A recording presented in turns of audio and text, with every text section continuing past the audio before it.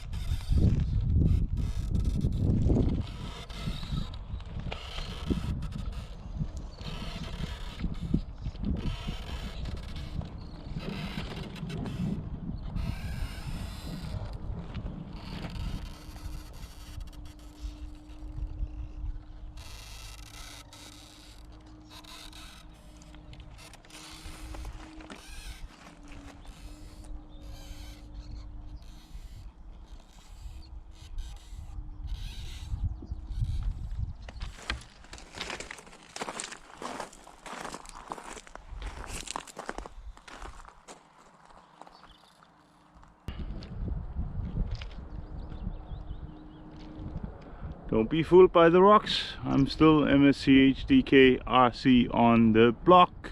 Yeah.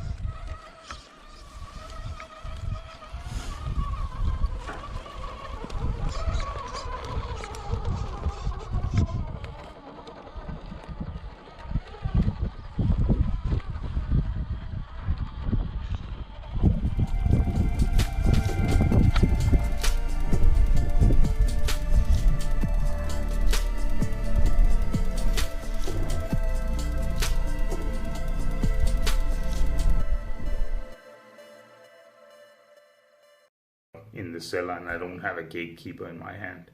Would have been cool though, but I'm somewhere else.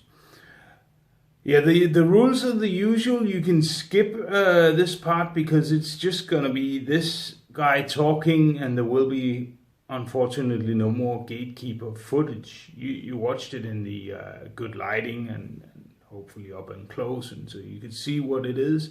Then you watched it out on the rocks where it was doing its thing.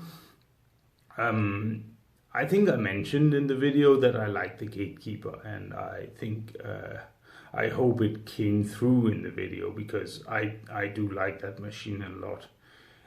It's expensive. These crawler RC cars are not cheap, and the Gatekeeper is probably even worse. You know, it has that heavy top, it's quite narrow, then it has the long wheelbase that helps it, but other than that it's kind of tippy. So what the advice is to take all these heavy bits, which are brass. Brass isn't cheap, no metals are really cheap at the moment. So machined brass bits are insanely expensive, so you screw them on there instead of the plastic counterparts, and then that's the way that goes. The electronics that you put into a car like this are also more expensive. They need to be waterproof. The other thing is that they need to be stronger. The servo really needs to push the wheels.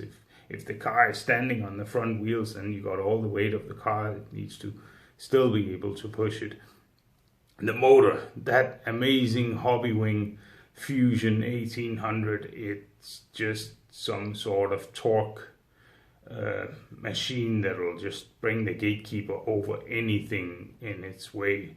And if it doesn't bring it over, then it'll just toss it in some weird direction, and after that usually down because of gravity.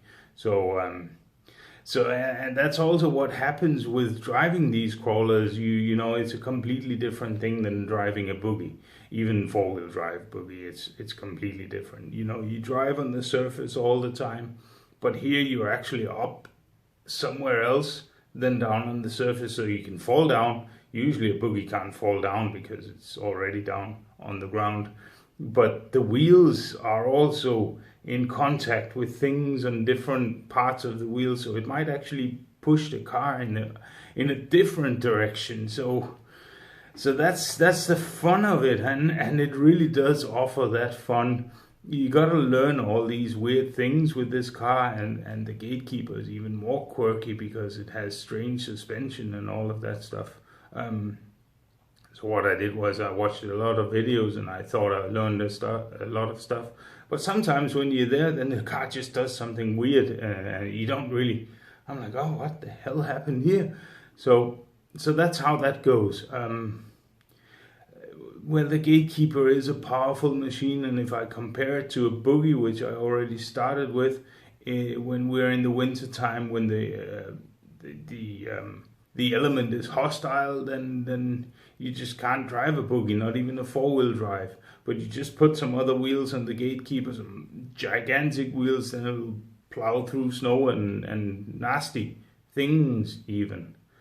So I really enjoy that machine, and it's really one of those RC cars that you can really drive on the Mini, and that's the point of it. I think it's supposed to be that versatile. You can also put a faster motor in it or gear it differently, faster motor and gear it differently. Then it'll even jump and things like that.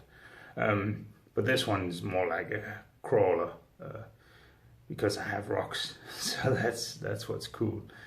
Hey, we got this far, and I hope you made it with me this far. So all there is for me to say is thank you for watching.